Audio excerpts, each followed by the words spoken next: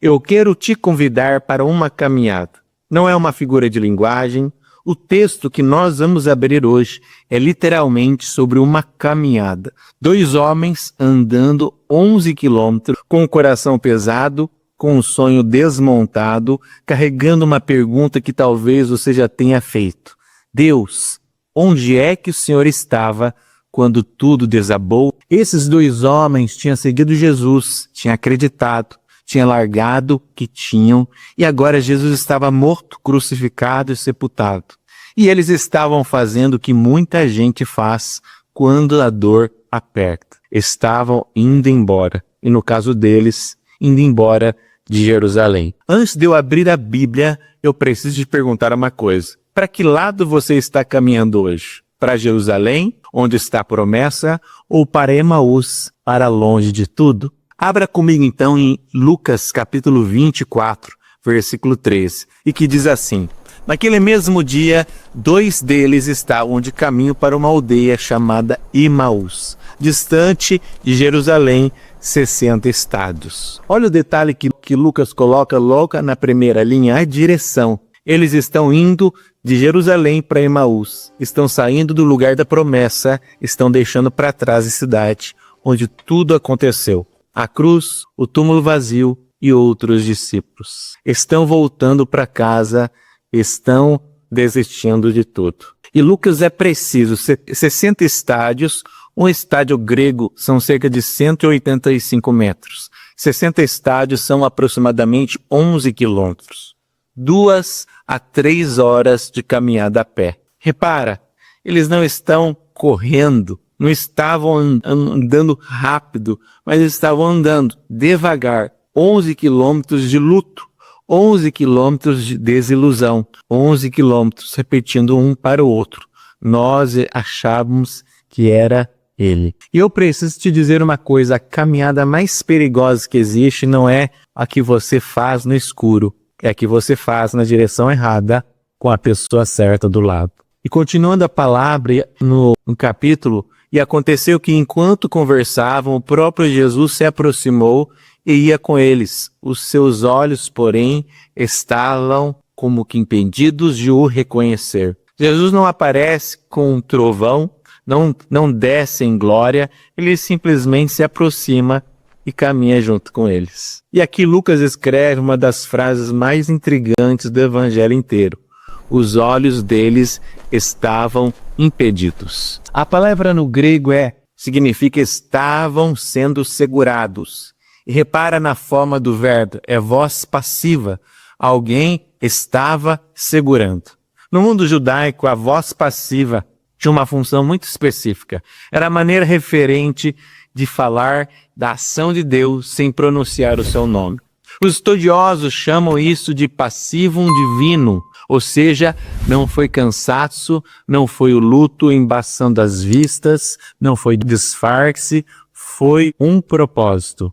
Deus segurou os olhos deles de propósito, porque o reconhecimento precisava vir pela palavra antes de vir pela visão. Mais adiante, ele dizia uma frase que eu considero a mais humana de todo o capítulo.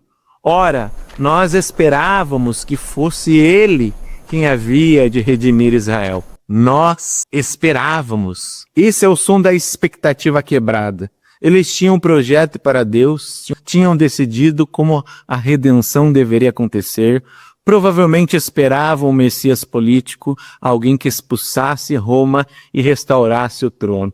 Quando Deus fez diferente, eles concluíram que não tinham funcionado. E aqui está a mais delicada dessa mensagem. Muita gente não está decepcionada com Deus, está decepcionada com o projeto que fez para Deus. É o que Jesus faz. Ele não abre o túmulo, ele abre o texto. E continuando a palavra, no texto diz, e começando por Moisés, discorrendo por todos os profetas, expunham-lhes o que a seu respeito constava em todas as Escrituras. Você percebeu?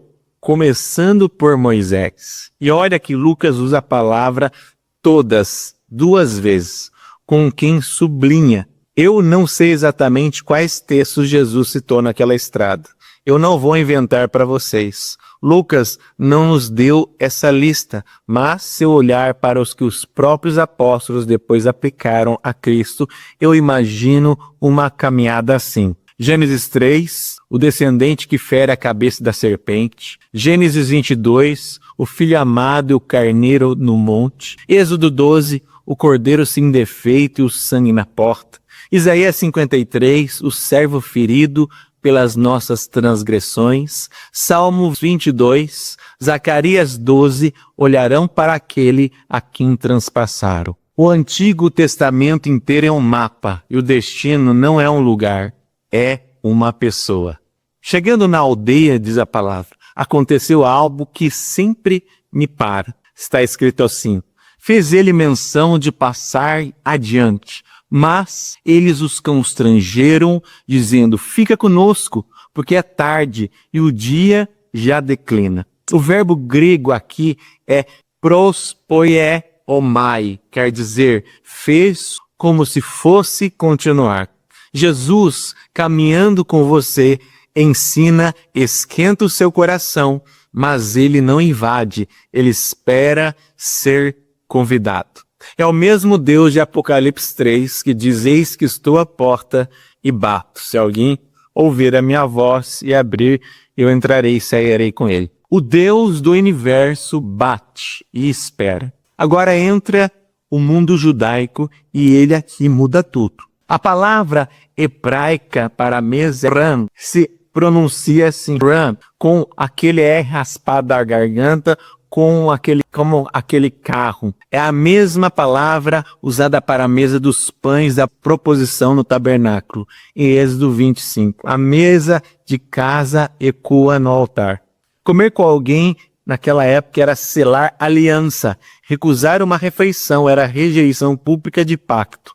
A mesa não era um móvel, era um verdadeiro altar. E a palavra continua, está escrito: e aconteceu que quando estavam à mesa, tomando ele o pão, abençoou, tendo partido, lhes deu. 4 verbos: tomou, abençoou, partiu e deu.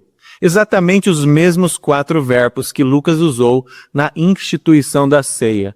2 capítulos antes. Isso não é coincidência, isso é teologia. Tomou, escolheu, abençoou, declarou, propósito, partiu, e sacrifício visível, deu, que é entrega.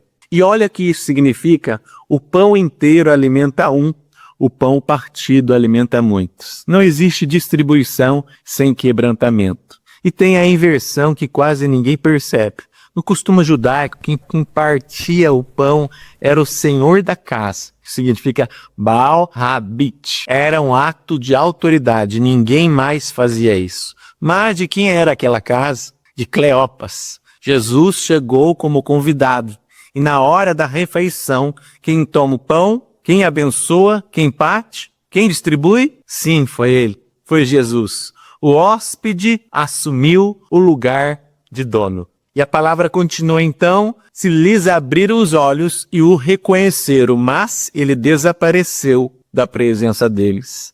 E aqui eu preciso ser honesto com você, porque é isso que eu prometi fazer sempre. Muita gente prega que eles reconheceram Jesus porque viram as mãos furadas partindo o pão. É bonito, é até possível, mas Lucas não está dizendo isso. Quem menciona as feridas é João com Tomé, em outro capítulo, em outro evangelho. Aqui em Emaús, Lucas não aponta para nenhuma cicatriz. E o que Lucas diz é ainda mais forte: abriram-se-lhes os olhos, voz passiva outra vez. O mesmo passivo divino do versículo 16. Não foram eles que enxergaram, os olhos deles foram abertos. Alguém os abriu. O reconhecimento não é mérito de quem está vendo, é a graça de quem revela. E tem um fio que costura o capítulo inteiro e quase ninguém percebe. Lucas usa o mesmo verbo grego 3 vezes. O verbo é diagnoi, dianoigo, quer dizer abrir.